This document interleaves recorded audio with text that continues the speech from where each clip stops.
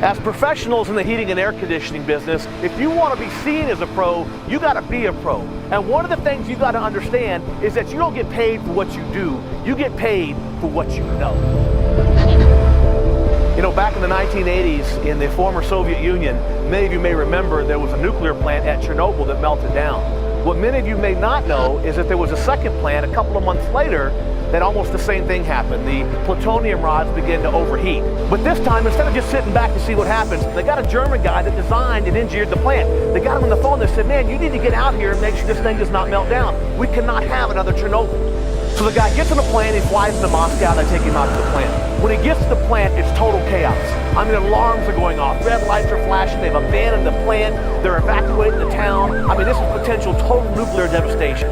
But this guy walks in, cool as a cucumber, goes down about 6 flights of stairs and goes down to the basement, basically the bowels of this nuclear plant. They've got these cooling towers that basically house the plutonium rods to keep them cool. And he's right there at ground zero. I mean, if this thing overheats, if this thing melts down, he's gonna go in a flash. But he walks right through all this chaos. He walks up to a big wall. There's all these valves and all these gauges. The guy looks at the wall for a second. He looks at one particular gauge, one particular valve. He reaches in and he closes the valve. Instantaneously, the pressures start coming down, the temperatures start coming down. Total nuclear devastation avoided. So the guy goes back to Germany, and about a month later he sends the bill to the Soviet government. When he sends the invoice, it's a one-line item invoice. It says, averting nuclear disaster, $100,000. So they get the bill and they say, $100,000? You weren't here but 15 minutes. We want a detailed breakdown of your invoice.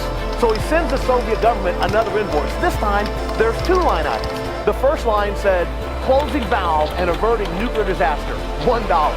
The second line said, knowing which valve to close, $99,999. In the residential heating and air conditioning business, you don't get paid just for what you do. You get paid for your years of experience.